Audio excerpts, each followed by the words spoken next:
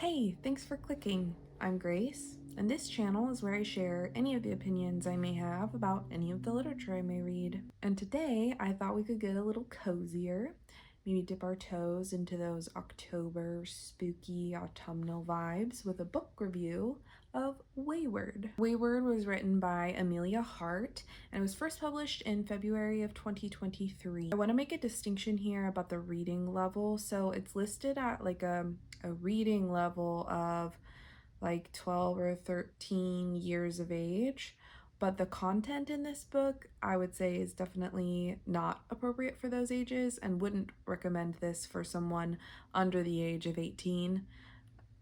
It covers some heavy topics. I found this title by Googling something along the lines of fall-themed books, and had I looked at the genre categories before I started it, I definitely would have gone in with a different expectation.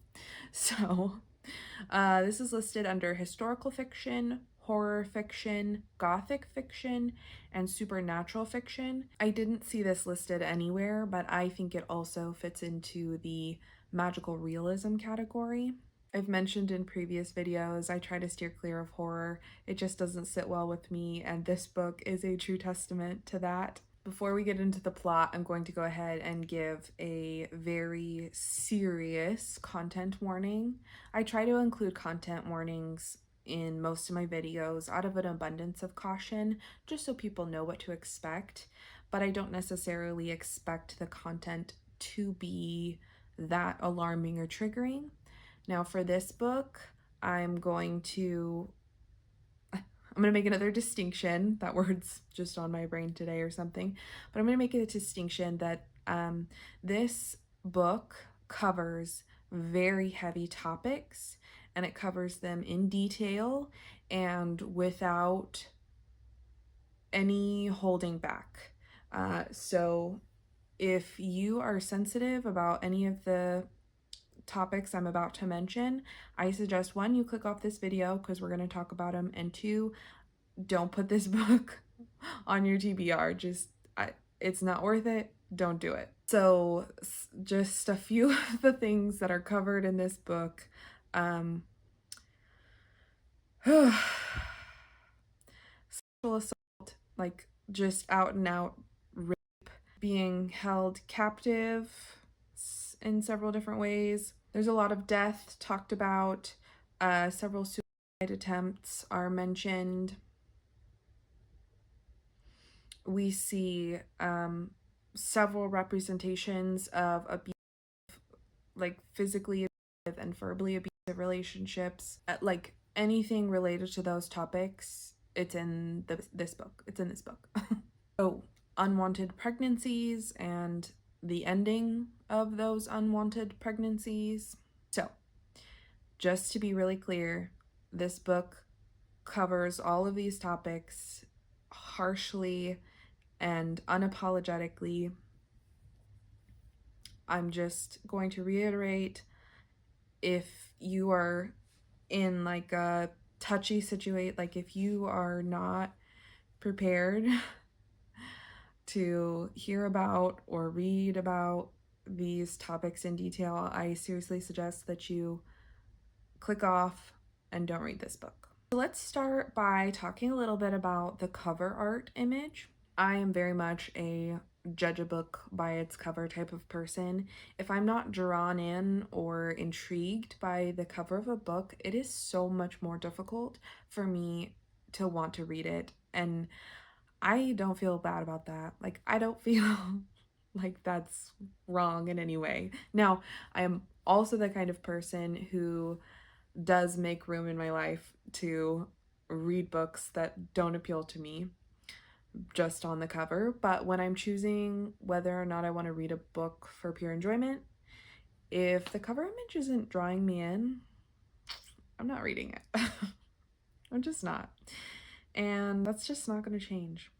So let's talk about what we're seeing in this cover image. So we're seeing lots of insects, lots of flowers.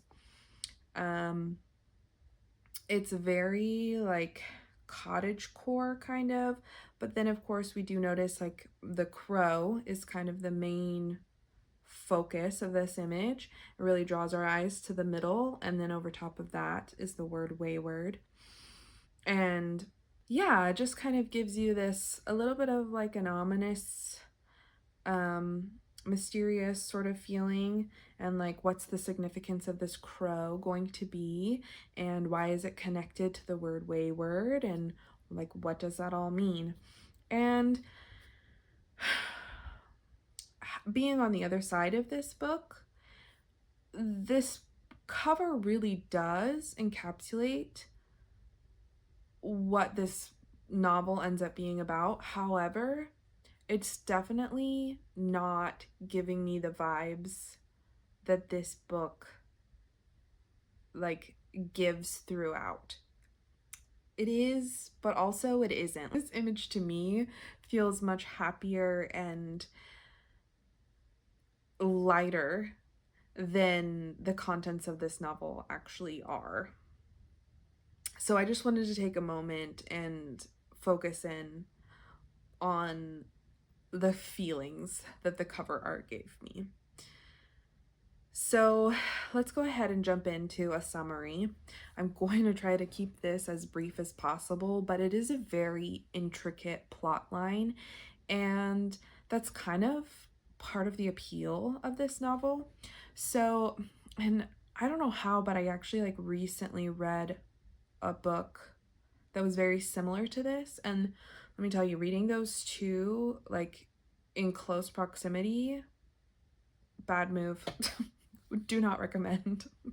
So this story follows the lives of three women across three separate centuries. We've got Alva in 1618, Violet in 1942, and Kate in 2019. I don't know why like summarizing these kinds of novels is so hard for me, but I have a hard time when it gets to the end and they all are so interconnected. So what I'm going to do is I'm going to separate them, and I'm going to tell you the breakdown of each woman's story separately. Just know that as you're reading, you're switching between perspectives. So typically it goes Alva, Violet, Kate, and we're seeing kind of the buildup of their lives come together to, at the end, they all kind of connect. So when we first meet Alva, she's actually on trial for witchcraft. There was a man in her village who was stampeded by his cows, and it seemed like a really odd event, and Alva is a person who was generally distrusted by the community, well, portions of the community, and so she ends up being accused of the murder by means of witchcraft. Now, through this portion of the novel, I actually really enjoyed the author's portrayal of this scene. We see a young woman. She's clearly without a support system. She's just kind of like trying to figure this out on her own, and like the worst has happened, right? She's like done everything she can to maintain good standing with her community, and yet she finds herself on trial for witchcraft, which is something that we all know you can't prove, right? Like, you can't prove that she did it. You also can't prove that she didn't, and yet the odds are stacked against her. We see several really intense scenes throughout this trial. We see that her childhood best friend takes the stand and testifies against her, and we hear her turmoil as she's witnessing this. We also see that the town's general suspicion of her is used against her as evidence. There's also a doctor who, it seems like his go-to medical treatment is leeches, and every time that Alva, as kind of a healer, has gone against the leech's recommendation, he takes personal offense to that. And so we see kind of this like typical caricature of like this pompous doctor who knows more than everybody else, especially women, and if they had just listened to him, the leeches would have worked, those sorts of ideas. There's also a scene where the court forces her to strip in front of like the whole gathering, and they inspect her for a witch's mark. It's very humiliating and degrading, and we hear her thought process through that of just like trying to like dissociate and get through it. And then as we get to like the close of that trial, it feels very much like a vendetta. The person who brought the charges against Alva is a man whose wife had died when Alva was a child, and it just so happened that she died when Alva and her mother were there, and they had come to try and like help because they're healers, and so they'd come to help, and by the time they got there she was already too far gone, and so she died. But the husband and the family blamed her. They said that it was her fault and that she had murdered the wife and mother. And so he gets up and testifies, and you can tell he's holding a grudge. He wants someone to blame for his wife's death. And Alva, since her mother is dead, Alva becomes his target. And we see this like really desperate moment from Alva where she just kind of accepted that her death is imminent and she's welcoming it. That means that she's going to be reunited with her mother, but it's like she's ready, you know, like she talks about just being ready for the noose, and she can already feel it around her neck, and those sorts of things that are just really deep and very overwhelming. As it turns out, she is actually found not guilty and she gets to go free. She's shocked. The family is shocked, and she begins to try to go on with her life. However, having had this scare, she decides she's going to write out somewhat of a memoir, a retelling of what really happened and how it all unfolded, and, you know, the events that led to her being on trial for witchcraft. And so she writes it all down, and that's what we're reading, is we're reading her writing. So we kind of jump into the past, and we hear a little bit more about her relationship with Grace, the woman who testified against her in court. They were best friends up until when Grace's mother passed. After that happened, and Grace's father thought that it was Alva's mother's fault, he forbade Grace from ever speaking to her again, and so they didn't speak for a very long time, until about 7 years later, after Grace had been married, she comes to Alva for help. It takes some time, but Alva figures out that Grace has come to her because she had a pregnancy, because the baby was stillborn, and as a result, her husband blamed her and beat her very severely. She says something to the effect of, I know it's going to happen again. And so she knows she's pregnant, but she doesn't want to keep the pregnancy because she doesn't want to get beat again. So she's come to Alva to ask for a remedy. At first, Alva doesn't want to participate, but when she realizes how dire the situation is, she decides to help. She's able to find an old family recipe, and she does help Grace essentially deliver the unwanted pregnancy. This actually happens again, and on that second time, they really dance around it. It's never said outright, but the implication is that Alva suggests to Grace, like, what if we, you know, get rid of him? Grace is adamant that that's not an option, it's not a good idea, and she wants absolutely nothing to do with it. And then we see kind of the first description or depiction of what could be considered kind of this magical control over animals. The way it comes across to me is like she just kind of like imagined it happening, you know? She just kind of imagines the cows trampling all over him, and then it happens. And there's a portion where she's writing and she says, you know, I have to write down these things. My mother told me to never share them with anyone, but I have to write it down. And that's where she talks about being a Weyward, which is essentially a witch or a woman with kind of magical powers. The legend is that a Weyward is the firstborn female child of another Weyward. That's just kind of how the family line continues.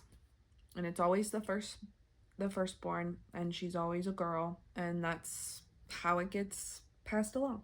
And that's where we're going to leave Alva's story. So to move on to Violet, we first meet her in 1942. She's a young woman. She's the daughter of what appears to be a pretty wealthy family. She has one younger brother, and we see she's kind of struggling with her relationship with that brother because he's a boy, he gets to go to school and he gets to wear trousers and he gets to run around and be free, and meanwhile she is kind of enslaved to a certain expectation of her behavior simply because she's a woman. But we do see this really innate and deep connection with nature. She's always noticing the bugs and the birds and the sounds, and she loves to just spend time out of doors, and like nature is just kind of drawn to her. We see her come across the word Weyward, and she's desperate to find out more, and she thinks that it's connected to her mother who died when she was young, but no one will talk to her about it, and she's kind of stopped asking, or she's gotten more clever about asking because she was punished for asking in the past. And then things begin to take a turn. We see her father admonish her for her recent behavior. She like tore a skirt while she was climbing a tree. And so he tells her, like, if she doesn't behave, that she's gonna have to go to finishing school. She decides the only way that she's capable of behaving is by locking herself in her room, and she kind of just becomes depressed. She stops hearing nature, and everything is just dull and boring and kind of lifeless. And then a new character enters the story. Cousin Frederick is going to come for a visit, and this is kind of her like final boss. Her father has given her strict instructions that she has to be on her best behavior, but she also has to be like a cheery presence, and like she has to be like welcoming and kind to Frederick and make sure that he feels welcome. To me, there's kind of undertones that the father is maybe trying to like foster a relationship between the two of them, which was honestly the first, as I was reading through this the first time, it kind of made me sick to my stomach, just the way that this unfolds. And was, yeah, it was just really unsettling. So I'm trying so hard to keep my like thoughts and opinions for the end of the book, but oh my god,